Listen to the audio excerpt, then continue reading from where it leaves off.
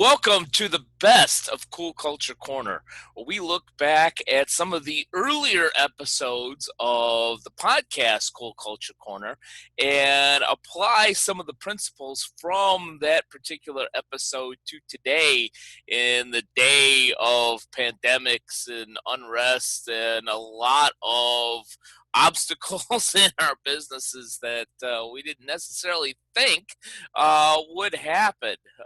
Hello, I'm Ken Bader, your host for not only the best of Cool Culture Corner, but also the podcast Cool Culture Corner, with our look back today at episode 17. Why can't we all get along? and um, Geez, I think this is probably the most appropriate episode for today. Frankly, I've struggled. For those of you that know me, I try to be as moderate as I can. I certainly, as you see from this shirt, am a supporter of law enforcement. Actually, just launched public safety talk radio today. But I see so much divisiveness. I think it's probably the worst that it's ever been, and I think that we're angry and unhappy and irritated more than we've ever been before. In fact, I saw a USA Today report not too long ago. I believe it was. I believe it was USA Today. If I have that wrong, I apologize ahead of time, but it was a report on a study that Americans are the most unhappy that they've ever been in the last 50 years. Being 50 years old, I think I can attest to that just in what I'm seeing today. And I'm seeing it, people want to talk about the left and the right, liberals and conservatives. I see some really harsh stuff on both sides. For instance, on the more conservative side, people even attacking George Floyd and who he was, which is ridiculous to me, or trying to make a case for why we should be flying the Confederate flag. Guys, choose your battles. I mean, that's definitely one we need to get rid of. And then on the other side, condoning looting and rioting, where people have lost property, even lost their lives in certain aspects. So I can't quite understand the two extremes that I'm seeing on social media and other forums.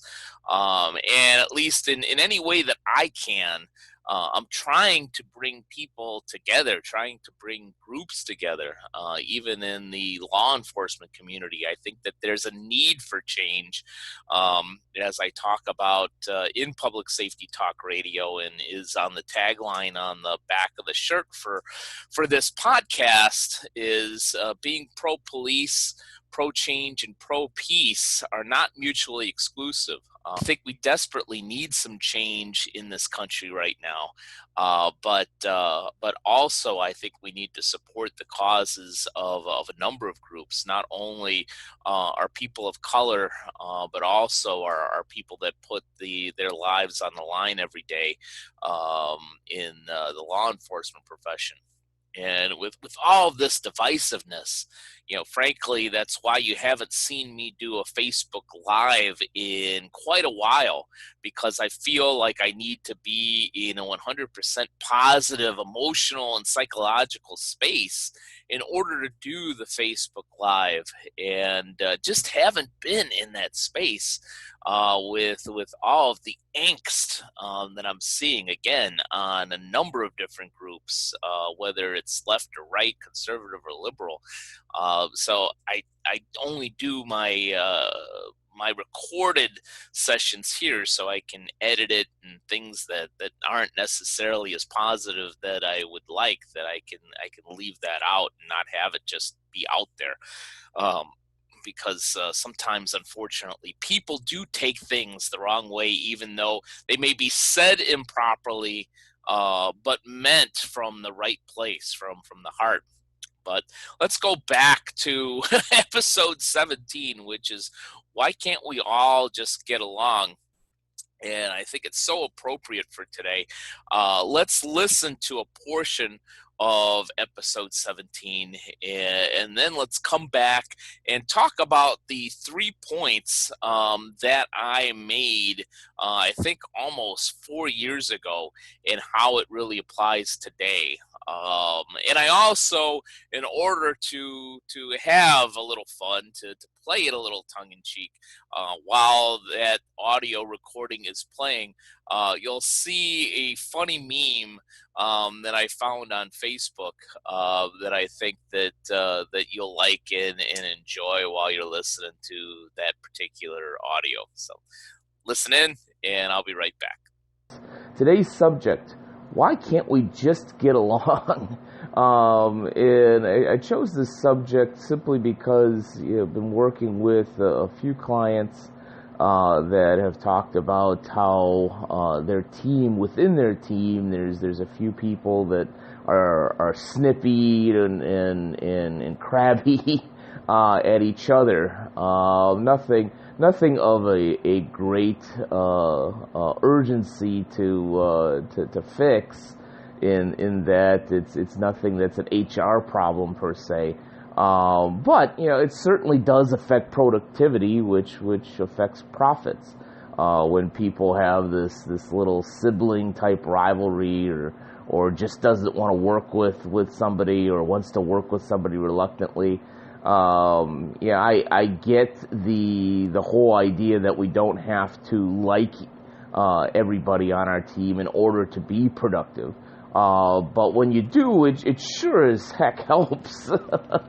Makes things a lot easier, makes things a lot more fun.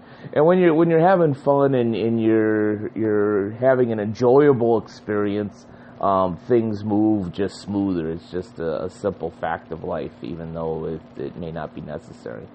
But it's my belief, and I wrote an article on this a number of years ago, and I don't think much has changed in those number of years. That article was, "We're all spent," or something of that nature. I talked about the fact that the biggest, one of the biggest casualties of the last recession is that everybody wound up working 2 jobs or 2.5 jobs, and I don't mean they went out and got a part-time job. I meant that as we scaled back on our workforce, I don't believe that we ever really added to that. I think that we got used to doing more with less, and I think that has created a lot of tension between people that wouldn't normally be there.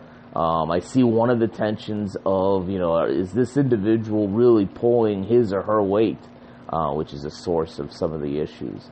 And I think the other thing is just simply, and other people have talked about this as well, other authors, other speakers, that technology actually doesn't help us as much as we thought. It actually makes us busier and more frazzled because we constantly have urgent things happening. This text is being sent. This email just came through. Somebody wants to link in with us on social media and so forth. So, I believe that we're all much more spent than we were even 10 years ago. And I think that's made us more flustered, more frazzled, less patient with each other. So the real question then is what's the solution? Well, I think that there's 3 things that we can do. One is understand that we're all spent, that we're all basically in that same state of mind, that we're constantly in what Stephen Covey would say, quadrant 1 type of activity, things that are important and urgent, and we're all running around. I think that realization, number 1, helps a little bit. I think the second suggestion is to truly, and this may sound kind of childish and sophomoric, but really get to know everybody. One of the things and exercises that I do with some clients in the training sessions that I do is I actually have people write down on a piece of paper write down something that nobody in this room knows about you. And everybody laughs, and I usually say, if you're wearing Spider-Man underoos, that's not one of the things that you have to share with people. Maybe you want to share something like you took a year off from college and traveled Europe. Maybe you want to share that you actually are a big motorcycle aficionado. Maybe you want to share that you won awards in music when you were in high school. Something like that. Something that is just somewhat innocuous, but also something somewhat fun. I think that the individual writing that down would say, yeah, I never really do talk about that at work.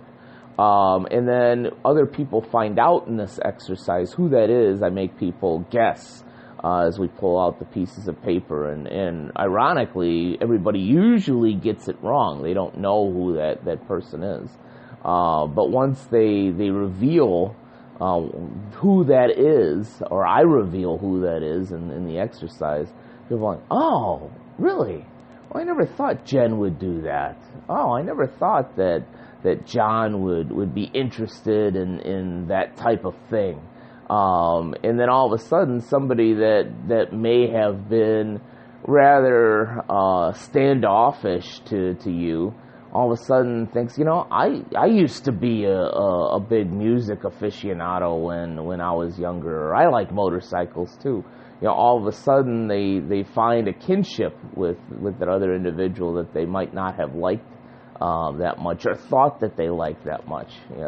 The fact of that although we like to talk about how opposites attract, actually that's not true. Relationships are really built on the similarity, things that you like to do together, and things that you both enjoy. And the same thing is at work.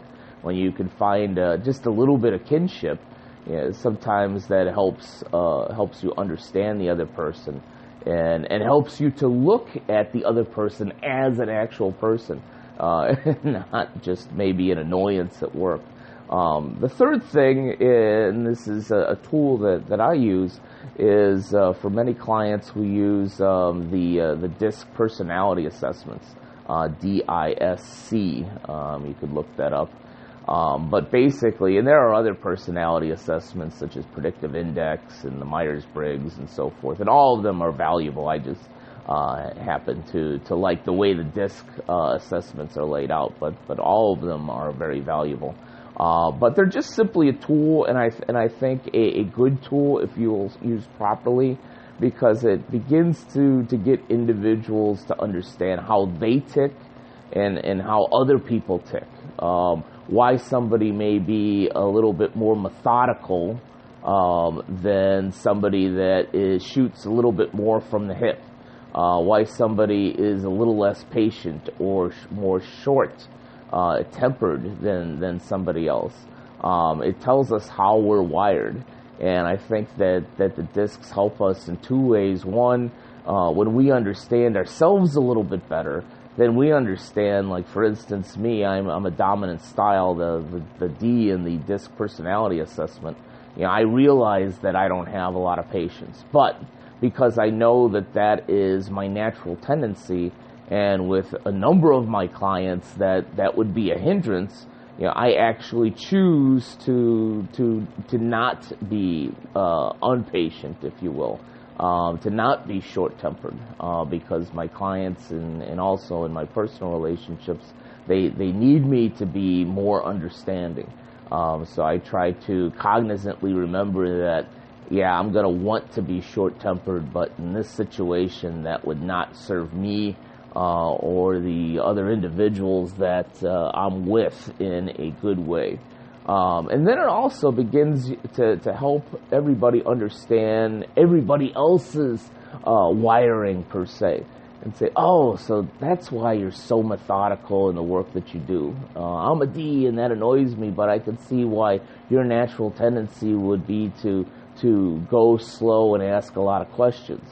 Whereas the other person might say, all right, I see why, you always got a bug up your behind because, you're naturally short-tempered. So, next time I'm in a project with you, I'll just give you the blunt facts in 10 seconds rather than giving you a 5-minute diatribe for no other reason. Then it'll work for me. Then I won't have to listen to you snap at me or anything like that. So when used properly, it could be a very, very valuable tool to help the team understand where everybody stands, if that makes sense. So those are 3 ways to help us all get along just a little bit better in the workplace, because it definitely helps productivity. Better productivity always leads to better profits and leads to a much better work environment. All right, so the 3 points that I make there are: one, understand that we're spent. We are definitely spent right now for different reasons, but I think we're definitely spent. Number 2, get to know each other. And 3, I mentioned DISC, but the important point there is, I believe, for today is really understanding yourself. So let's go through those 3 points and how we can apply them today and how they'll help us, not only in the culture of our business and our team, but I think outside of that as well. So, understanding that we're spent. I don't think we've taken as many hits, emotionally, psychologically, even physically, for those poor folks that unfortunately did come down or have come down with COVID-19.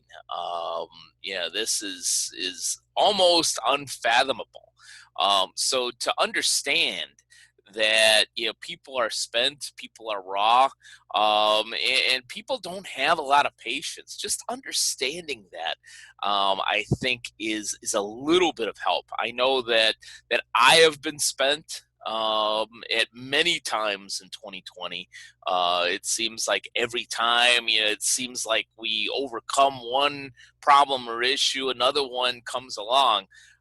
Case in point, in planning this year's police officers credit union conference, we had to postpone due to the pandemic. And then we were looking at rescheduling it, and the venue that we were supposed to have the event at actually closed down for good. And then, of course, now we have pandemic numbers spiking and so forth. So it doesn't look like we will have that event. But that's just an example of how you overcome one issue and then a completely different issue comes. So we are definitely spent. I think recognizing it and understanding that, hey, we may not have the emotional capacity that we may have had a year ago, in and of itself might allow for some understanding.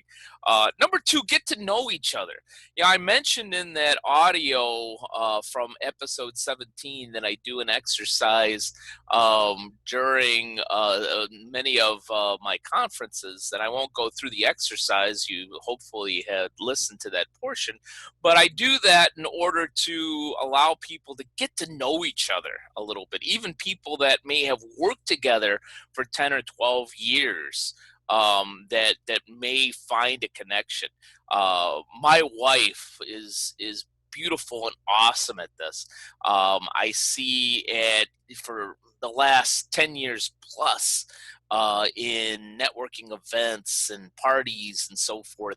When she meets somebody, even though, maybe there's something right at the beginning that she didn't like, she doesn't harp on that. I could see, the little hamster on the wheel in her mind, talking to that other individual and looking for something that she really, really likes or enjoys about that person, and concentrates on that instead of looking or harping on the one thing or the portion that, just rubbed her the wrong way, per se. She's beautiful at that. Trying to learn from that as best as I can. But in learning that, trying to really understand all sides and hearing different opinions on what's happening today, have tried to do that as well. For instance, not too long ago, I wound up in a Facebook discussion which got a little heated, where I talked about being pro police, and some folks didn't like that. And one person in particular was pretty harsh with me. And I could have certainly reacted to that and said something that was negative, said something that was derogatory directly toward that person. But what I chose to do is I looked at her Facebook page, and right away I saw one of the things that I really liked. Yeah, she was a huge, huge animal activist, very pro dog and cat and all that. And I love animals. I proudly have given to the ASPCA, and other animal sites. I love animals. Um, sometimes, some days more than people, I should say. But anyhow, my point was that, I looked at that. I says, you know what? Even though, she obviously irritated me with that one particular negative post directly at me, she seems like a really nice person. So let's harp on that. And so when I did respond to her post, I did so in kind of a funny way, that was not derogatory towards her or negative. Just asking for some further feedback on her comment. That, well, what about what I said or posted bothered you? Because I don't understand why that's necessarily negative. But it put me in a different place where I didn't want to be adversarial with this individual. I wanted to actually try to find a way to connect. So, number two, again, you get to know each other. I think when you know each other, even if it's just a little bit, becomes a little harder to be negative, or to not try to look for a way to say, you know what, maybe we're not as far away from our opinions as you think. And last, I talked about, in number 3 in the episode 17, I talked about disc, but more importantly, I think that the number one point here, for today, is understanding yourself. And you don't necessarily need to take a disc or other personality assessment to do that. I think being introspective, and understanding how your beliefs may skew the way that you hear or read somebody else's comments, is important. I will fully admit I don't always do that in the best of ways. But what I try to do during this time, and that Facebook conversation is a good example, rather than reacting to everything that came at me, what I did was I went away from it, thought about it for a while, and then posted something that was innocuous, that was just simply, this is my opinion. I respect what you're trying to say. And it actually grew into a much better conversation. Now, granted, there were a couple of people that just wanted to be negative, but what I did find is some of the people that were originally negative, were trying to connect with me and give me their opinion without it being a harsh situation, which I think we really need right now. Why can't we all just get to the table? Maybe we don't even need to necessarily get along, but we need to maybe get at the table. And I, by saying table, I'm speaking figuratively, to be able to truly understand where other people are coming from and get to real solutions, whether that be in our business, or just simply be in society, to not just simply take surface level compromises, but to truly find that third alternative by coming together and truly listening to each other, and understanding that, and this is one thing that I truly believe, that our opinions aren't necessarily as far apart as we may think they are at sometimes. So Thank you for spending some time with me today. I hope that you and your team are all getting along. And as always, I hope that you have a cool culture corner at your unique business. Take care. Now, a word from our sponsor, Bader Training and Consulting. Do you have a specific brand, culture, or strategy problem in your business? Maybe you know something's wrong, but you don't necessarily know exactly what the problem is. Well, BTC offers periodically 15-minute free strategy sessions. They're completely complimentary. We give you a tip that you can implement in your business that's going to help your brand, culture, or strategy in that 15-minute call. And it's not a 15-minute sales call. It is a deep dive into a specific issue that you may be having at your unique business.